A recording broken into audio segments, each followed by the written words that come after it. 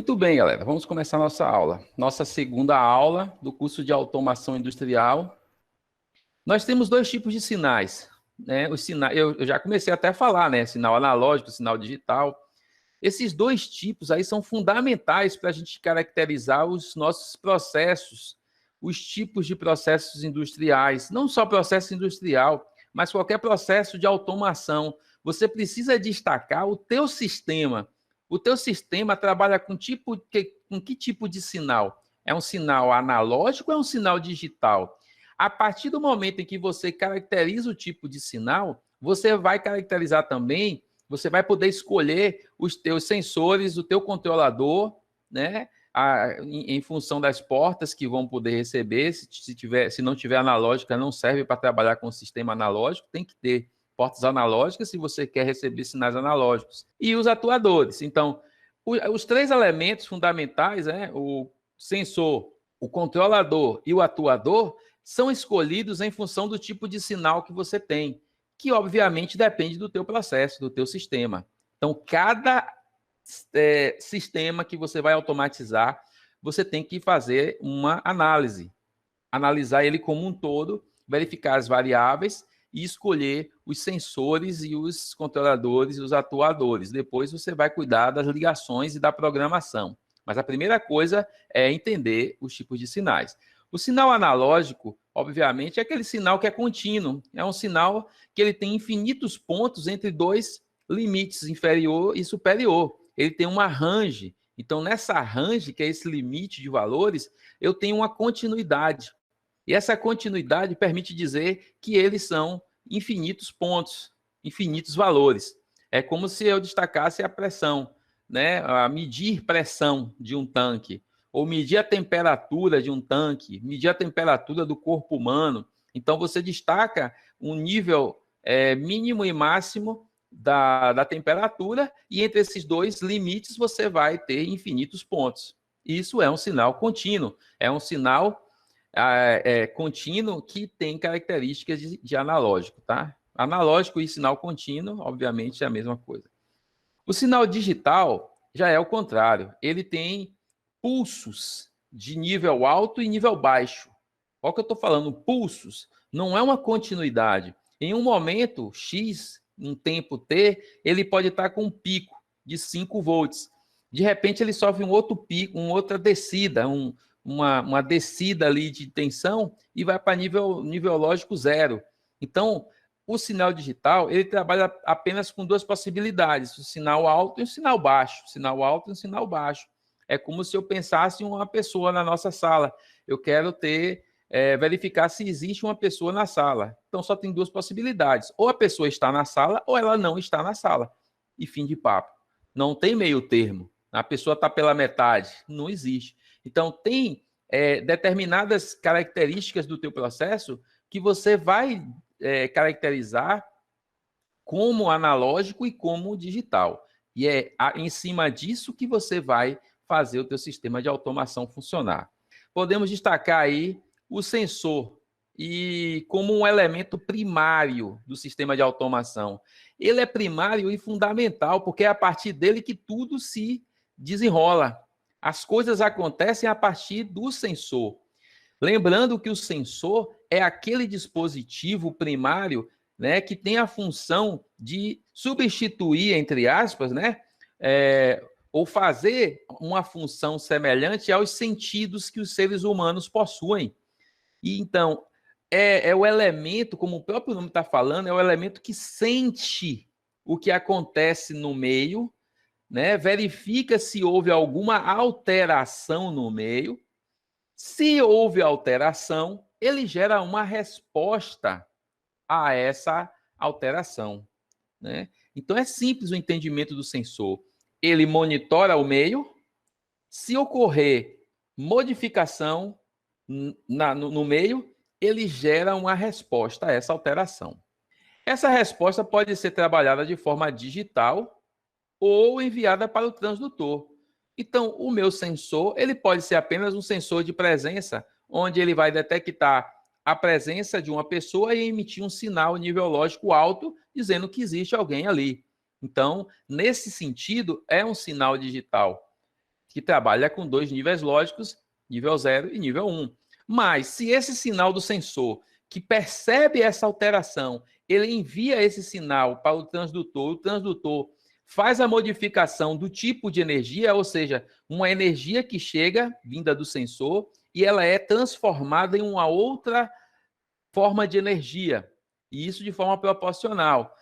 Aí nós podemos trabalhar com um sinal analógico. Sinal analógico. E aí podemos falar de sensor de temperatura, nosso termopar. Podemos falar de um sensor de vazão, né, que trabalha de forma analógica, um sensor de pressão, né, um transmissor de pressão. Então, isso só é possível porque nós temos os sensores acoplados com os transdutores. Quando o sensor é acoplado com o transdutor, a saída é analógica. Quando o sensor trabalha sozinho, ele tem uma saída digital. É simples assim, tá? Então, o transdutor, o sensor pode trabalhar com o transdutor, mas o transdutor sozinho ele não trabalha. Ele precisa do sensor, tá? Ele precisa de um sensor. O sensor é o elemento que sente. Ele detecta alterações no meio. Tá? Se o transdutor estiver sozinho, o transdutor só faz converter a energia que recebe para um outro tipo, né, de saída analógica. Mas, e se não tiver entrada, o transdutor não vai ter utilidade nenhuma. Então, precisa de uma entrada, que é a que vem do sensor. Muito bem. Falando agora, né, de tipos de processos, já naquela vibe, né, naquele mundo universal ali, dos dois tipos de sinais, o sinal analógico e o sinal digital, nós podemos fazer uma caracterização de três tipos de processos. Um processo caracterizado por receber variáveis analógicas, né, processar o seu produto ali utilizando esse sistema de automação com variáveis analógicas, sinais analógicos. Ele é chamado de processo contínuo. Nós temos uma segunda que é chamada de processos de manufatura, que trabalha com processos discretos.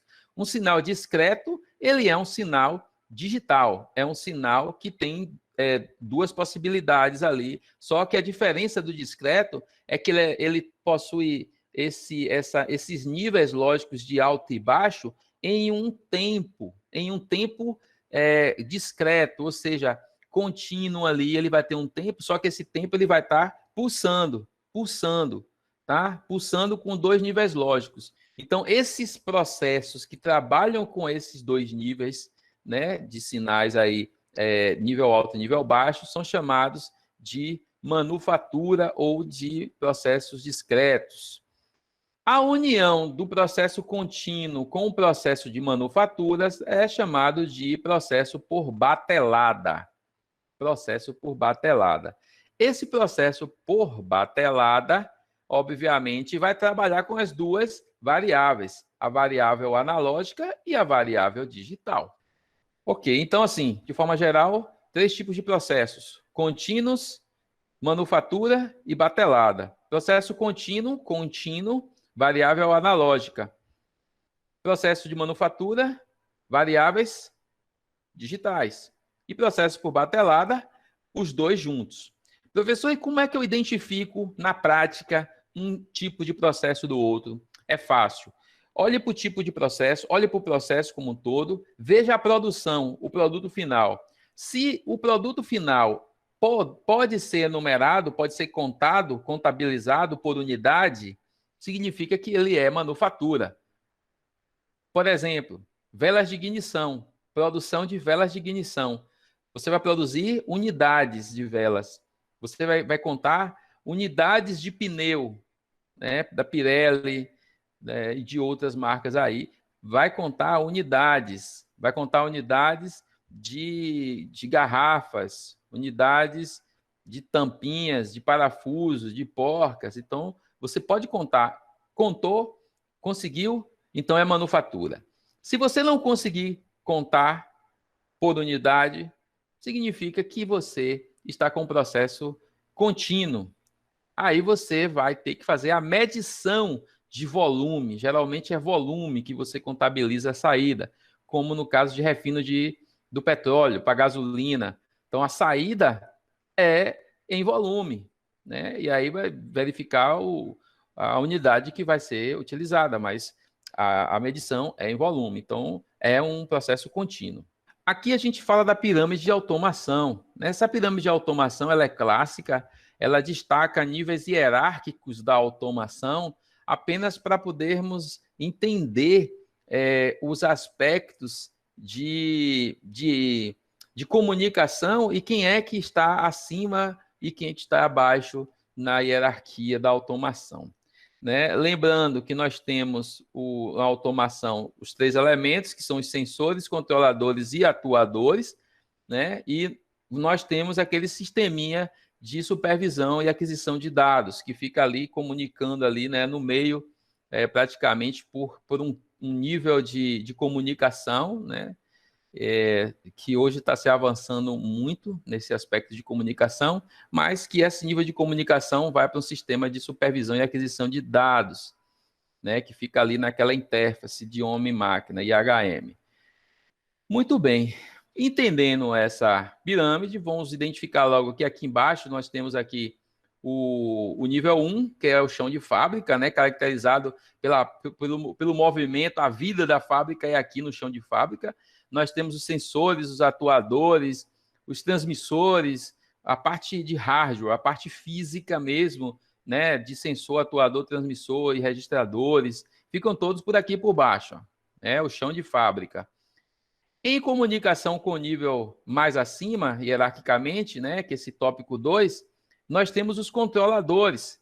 E aí tem 3 destaques aqui, né? O PLC, que é em inglês isso aqui, PLC, em português é CLP, controlador lógico programável. Nós temos o controlador programável, que é um controlador, né, um CLP, só que com funções analógicas. Aqui é só funções digitais, aqui nós temos funções analógicas e digitais, entradas e saídas. E aqui um PID, que trabalha especificamente, ele é especializado para trabalhar com processos contínuos, com variáveis analógicas. Ele tem uma sensibilidade muito maior do que trabalhar com esses CLPs, que têm essa capacidade analógica também, né? Entradas e saídas analógicas. Mas esse nível de PLC aqui, que é o CP, o controlador programável, ele trabalha com conversor analógico digital. Né, o sinal analógico digital ele é convertido, e aí a gente precisa verificar a sensibilidade, isso é assunto de eletrônica, né? Os conversores analógicos digitais trabalham com sensibilidade, então quanto melhor for a sensibilidade, menor é o erro que é cometido na medição da variável analógica. Por menor que seja a sensibilidade, sempre vai haver um pequeno erro, né? Aquela faixa que é obscura, que a gente não consegue detectar, que fica no meio de 2 pontos ali. E isso não acontece no PID. O PID realmente é uma linha contínua, né? Não é como o CP, que trabalha com esse conversor analógico digital. Aqui, se você precisa de um sistema mais confiável, que tem uma sensibilidade muito maior das variáveis analógicas, é o PID, que é proporcional, integral e derivativo. São algoritmos já prontos, já predispostos, que você vai inserir apenas alguns parâmetros do proporcional, do integral e derivativo, e ele vai executar as correções automáticas da tua variável analógica. Então, isso aqui, ó, o PID, é muito útil para sistemas que são exigentes, né, na sensibilidade. Em processos de natureza de manufatura, é mais o PLC. Em processos que têm uma natureza mais linkada com o processo contínuo, né, a nível de refino de petróleo, por exemplo, você vai visitar uma planta industrial dessa da Petrobras, você vai ver muitos equipamentos de PID, muitos equipamentos de sensores e atuadores e o próprio controlador PID, que precisam desses sinais padronizados, que geralmente é 4 a 20 miliamperes, a comunicação padrão deles. Né? Existem outros tipos de padrões também, e aí envolve outras coisas mais complexas. E o PLC, no mesmo sentido, também vai se comunicar com o nível 3, que é o nível de aquisição de dados, o nível supervisório, que é muito chamado aí na literatura clássica de escada network, né? E escada network. Esse sistema de escada, ele permite que o operador supervisione por meio de um monitor todas as variáveis que estão no seu processo. Isso de forma online, né? Instantânea, praticamente instantaneamente ele consegue perceber o que está acontecendo lá no seu processo e poder atuar. Ele também pode atuar. Esse nível de supervisão e aquisição de dados também permite treinamentos de novos operadores. Esses dois níveis aqui, ó, o 4 e o 5, são níveis de gerência, né? Os níveis de sistema de aquisição aqui de informações, acumular as informações em um banco de dados, e aqui é o nível de gerência, onde eles vão receber essas informações e tomar as decisões da empresa, fazendo planejamentos, mas eles precisam dessas informações que chegam aqui de baixo. De uma forma geral, a automação pode ser aplicada a qualquer área do conhecimento, seja industrial, comercial ou residencial.